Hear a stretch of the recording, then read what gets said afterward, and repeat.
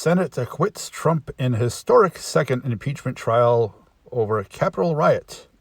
The Senate acquitted former President Donald Trump a second time, despite House managers describing him as a lingering threat to the country.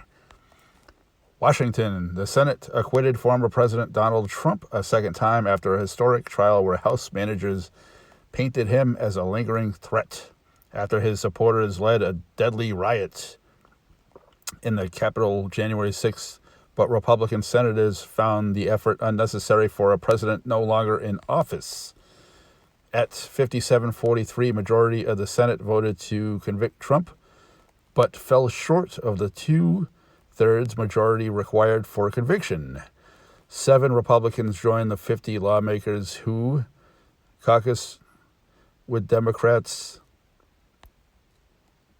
Trump was also acquitted a year ago in his first trial about his dealings with Ukraine, when a majority opposed conviction and only 1 Republican joined the Democrats voting to convict. The trial was historic because Trump was the first president impeached twice and the first to be tried after leaving office. Trump was only the 3rd president tried in the Senate, with all being acquitted, but the Senate's vote against Trump was the most bipartisan vote for conviction of a president in history. The others faced votes entirely from the opposition party. Trump issued a statement thanking his supporters in Congress. Our cherished constitutional Republicans was founded in the impartial rule of law, the indispensable safeguard for our liberties, our rights, and our freedoms, Trump said. If it is a sad commentary on our times that one political party in America is given a free pass to denigrate the rule of law, defame law enforcement, cheer mobs, excuse rioters, and transform justice into a tool of political vengeance, and persecute, blacklist, cancel, and suppress all people and viewpoints with whom or which they disagree.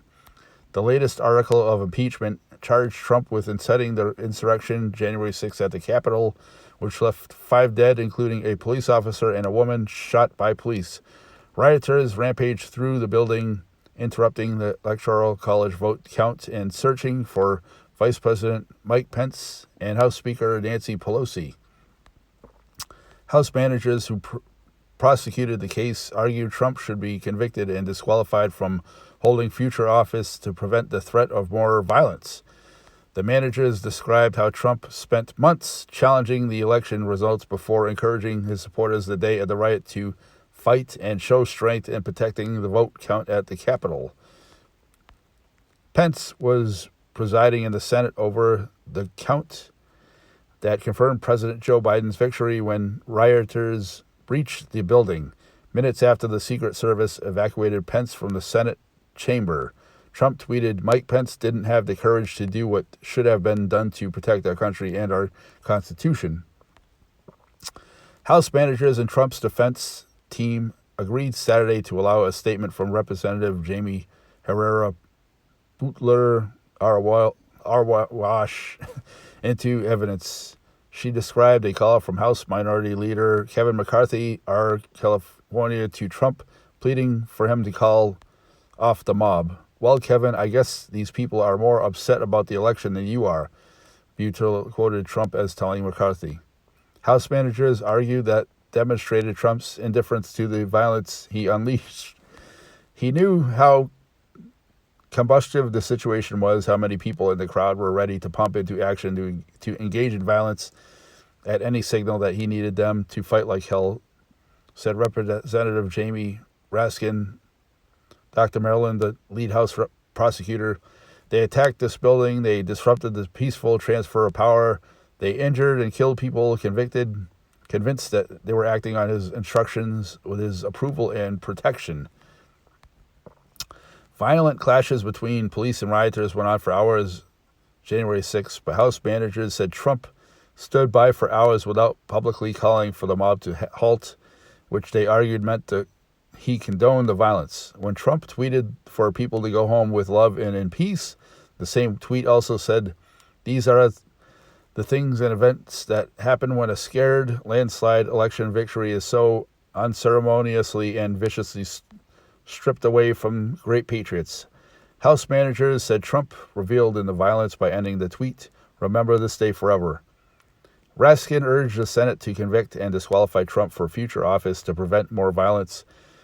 If that is not grounds for a conviction, that's not a high crime and misdemeanor against the Republic and the United States of America, then nothing is, Raskin added. President Trump must be convicted for the safety and security of our democracy and our people. The 7 Republicans who voted guilty were Senators Richard Burr of North Carolina, Bill Cassidy of Louisiana, Susan Collins of Maine, Lisa Murkowski of Alaska, Mitt Romney of Utah, Ben Sasse of Nebraska, and Pat Toomey of Pennsylvania.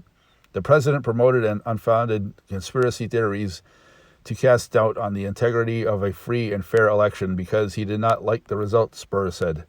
When the crowd became violent, the president used his office to first inflame the situation instead of immediately calling for an end to the assault. Tribalism is a hell of a drug, but our oath to the Constitution means we're constrained to the facts, Sasse said. Toomey, who is retiring next year, and House managers made a stronger case than Trump's defense team. I thought the House impeachment management made very strong arguments. It was persuasive and well-grounded in the Constitution and precedent, Toomey said. Of the Trump team, he added, I think they had a weaker case to start with, and I don't think it was very persuasive. Trump's lawyers and most Senate Republicans argued that he couldn't be held responsible for the mob's violence. His defenders called the attack repugnant and said the rioters must be brought to justice, but Trump's defenders said he called for a peaceful protest and he urged supporters to fight for the country. What took place in the U.S. Capitol on January 6th was a grave tragedy, said Michael Van Deveen, one of Trump's lawyers. No matter how much truly horrifying footage we see of the conduct of the rioters, how much emotion has been injected into this trial, that does not change the fact that Mr. Trump is innocent of the charges against him. Trump's defense team, which included Bruce Castro Jr. and David Schoen, argued that his speech near the White House on the day of the riot was protected by the First Amendment, using terms such as fight and show strength that are common in any political speech. The team also argued that Trump couldn't be blamed for the mob's actions. At no point in their presentation did you hear the House managers play a single example of Mr. Trump urging anyone to engage in violence of any kind, Van der Veen said. At no point did you hear anything that could ever possibly be construed as Mr. Trump encouraging or sanctioning an insurrection.